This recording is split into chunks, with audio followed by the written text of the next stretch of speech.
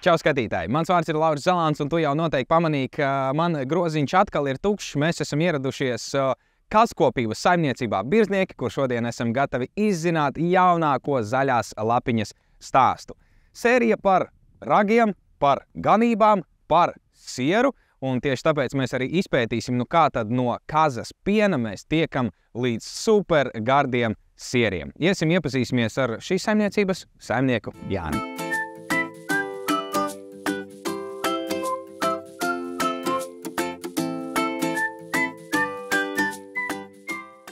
Čau, Jāni! Sveiks!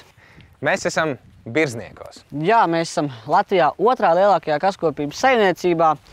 Saimniecībā audzējam Latvijas vietējo kazas šķirni, kas dalās divās daļās. Ir vecā tipa ar plušķaino garo vilnu, jaunā tipa, kas krustošanās rezultātā ir ar īso vilnu. Cik ir kazu?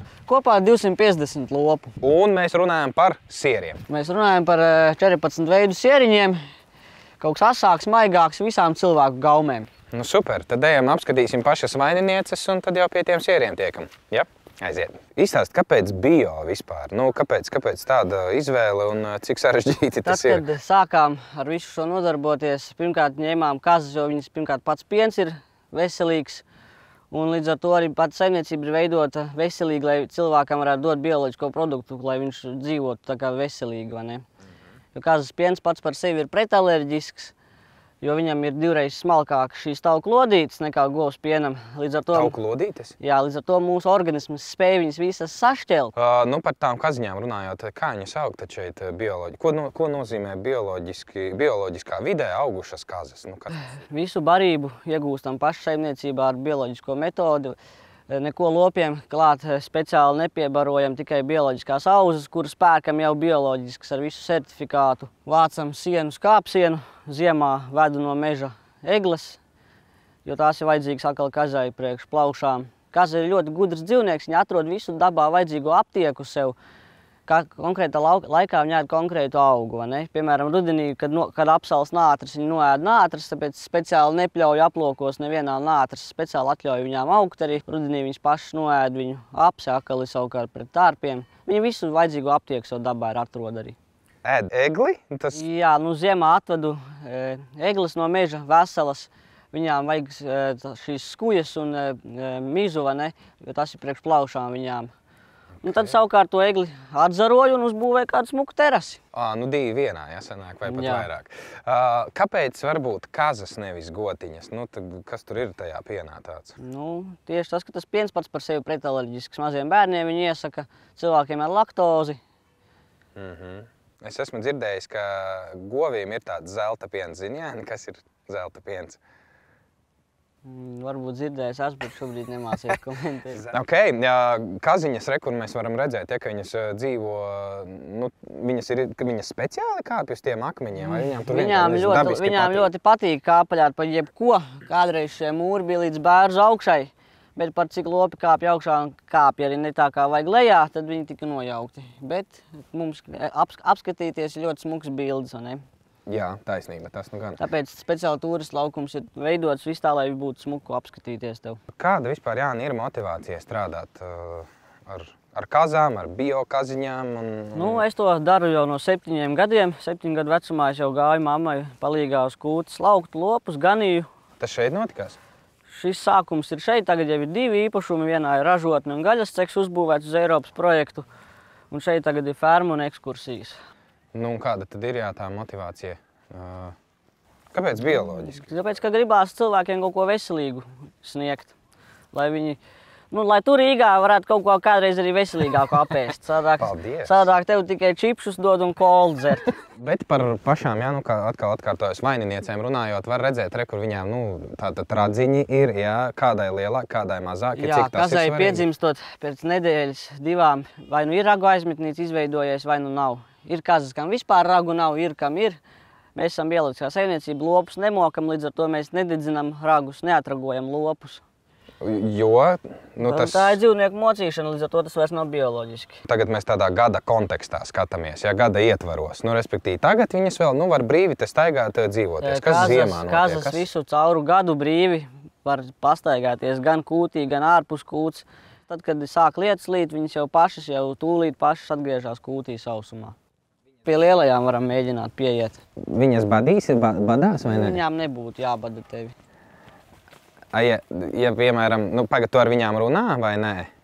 Ja es ietu un teiktu, mē, ko viņas teiktu? Es lielo baru, ka pasaukšu, viņas visas pie manis atnāks. Jā? Tad aizējām varbūt pie lielā bara. Tā, šeit jau tas aploks tagad sanāk... Šis ir jau lielais aploks, jā, te ir jau lielās kazas, kas jau ražo pienu jau. Ražo pienu? Tās bija jaunkaziņas. Šeit ir tās, kas jau ir jau lielās kazu mātes, kas pienu ražo jau. Cik vajag daudz piena, lai, piemēram, dabūtu, nezinu, kilogramam sieru vajag 10 litri piena. 10 litri piena? Un cik no vienas kaziņas var dabūt apmēram?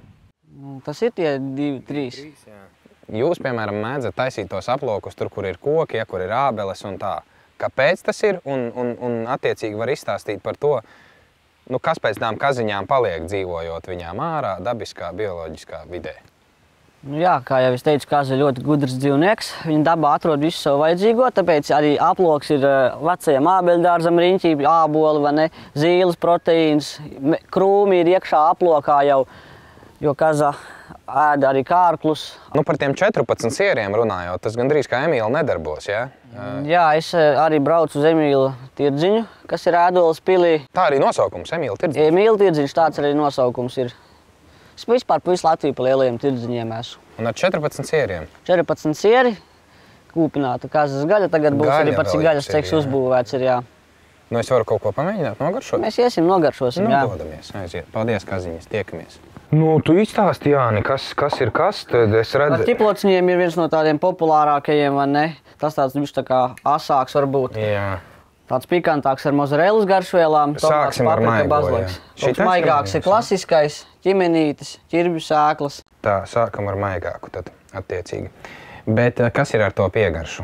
Es esmu dzirdējis, tātad ir kaut kāda specifiska piegarša. Jā, tas kā man mēģina iestāstīt, ka tur ir kaut kāda šausmīga piegarša, kad viņi pagaršo, viņi saprot, ka tur piegaršas nekādas īpašas nav. Viņš varbūt nedaudz savādāk garšo, bet tas nenozīmē, ka tā ir kaut kāda neēdama piegarša. Siers taču garšīgs, pareizi. Jā. Sajūti piegaršu, nesajūti. Vispār nekādas piegaršas. Par ko cilvēki runā? Tad, kad tirdziņā es viņu pierunāju, ka viņam vajag pagaršot, viņš viņu nogaršojas, nopircis 2 lielas ķeseles, un pēc nedēļas viņš zvana un prasa, kur vēl var dabūt. Kaltējam paši ķiplokus saimniecībā, līdz ar to garšvielas ir bioloģiskas.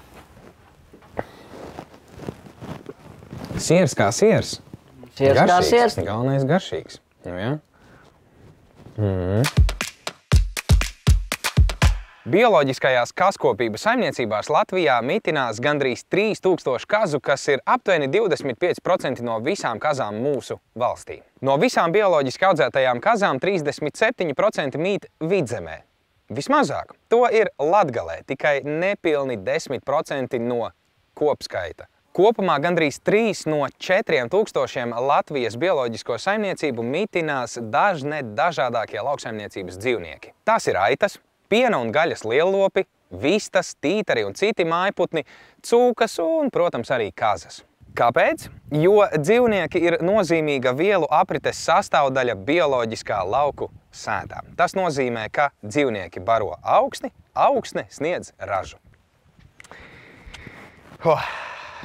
Klausies, tu ļoti čakli pastrādājis. Es tev esmu salicis tavu biogrozu. Es ieliku tev kaut ko pikantāku ar mozarelas garšvielām, tomāts, paprika, baziliks. Ar ķiplociņiem, kas tev ļoti garšoja. Kūpināties, svaigie, kaut kas asāks, maigāks. Tik smagu laikam grozu es vēl neesmu saņēmis. Jāni, paldies, liels veiksmes darbos. Esmu lēduši. Lai izdodas.